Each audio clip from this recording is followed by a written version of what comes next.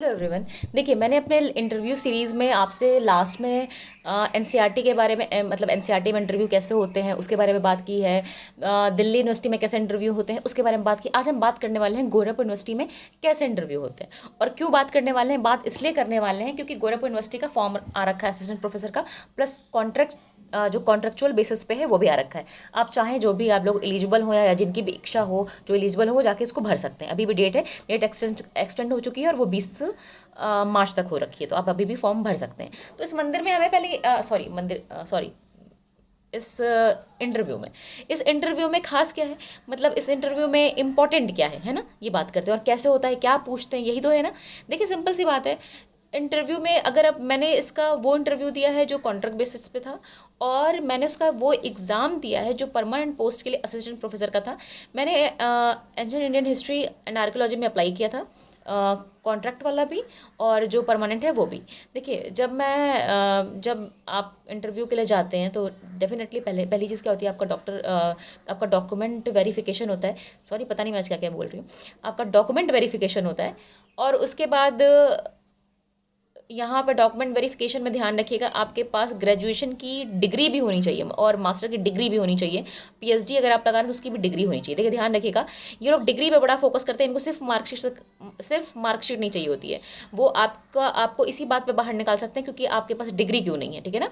तो आप मार्कशीट के साथ साथ डिग्री भी लेके जाइएगा।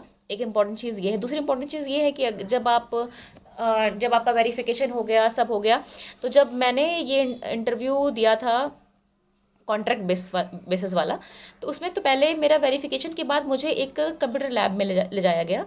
वहाँ पे मेरे सामने दो तीन चीज़ें रख दी गई कि मुझे कितना कंप्यूटर चलाने आता है ये देखने के लिए, ठीक है। कुछ मुझे एक्सेल शीट पे काम करने के लिए दिया, कुछ एमएस वर्ड पे काम करने के लिए दिया, कुछ टाइपिंग का काम दिया कि मैं इतना, मतलब उसमें एक टाइम लिमिट थी कि 15-20 मिनट ऐसे करके आधे घंटे, इतने में आपको इतना काम करना है। ये आपका एक टेस्ट था जो कंप्यूटर का बोले थे। ये कॉन्ट्रैक्ट बेसिस की बात कर रही हूँ मैं, परमानेंट की बात तो कर भी नहीं रही हूँ फिलहाल। तो ये उन्होंने पहले इंटरव्यू के पहले आपके साथ ये होगा, ठीक है। मेरे साथ तो यही हुआ था। फिर जब आप इंटरव्यू में जाते हैं, ठीक है, आपने ये दे दिया, आपका टाइम खत्म हो गया, फिर आपको ले जाते हैं वन बाय वन करके इंटरव्यू के लिए। वहाँ पे जब मैं गई थी तब वीसी बैठे थे, और कम से कम 6-7 प्रोफेसर्स बैठे हुए थे। और फिर उन्होंने मुझसे पूछना शुरू किया। पहला सवाल आर्कियोलॉजी से था, व्हाट इज़ आर्कियोलॉजी, और विथ डेफिनेशन समझाना है, और हिंदी में नहीं समझाना है, ठीक है, इंग्लिश में समझाना है। मतलब आई थिंक गोरखपुर यूनिवर्सिटी में जो बच्चे पढ़ते हैं वो बोथ लैंग्वेजेस के हैं और ज़्यादातर हिंदी के हैं। बट उन्होंने वो प्रेफरेंस देते हैं कि आप वहाँ पे इंग्लिश में बात करो, ठीक है ना। तो आप अपना एक शॉर्ट, वो आपसे ये पूछेंगे, फिर आपसे वो ये पूछेंगे, ठीक है, आप अपने बारे में कुछ बताओ, ठीक है, please tell me about yourself, तो आप उसके बारे में बताएंगे। और अगर आप बताएंगे कि जब उन्होंने मुझसे पूछा आर्कियोलॉजी क्या है, तो वो फिर आपको ये बोलेंगे कि ठीक है, आप आर्कियोलॉजी बता दें। अब इसको अब आप ये बताओ।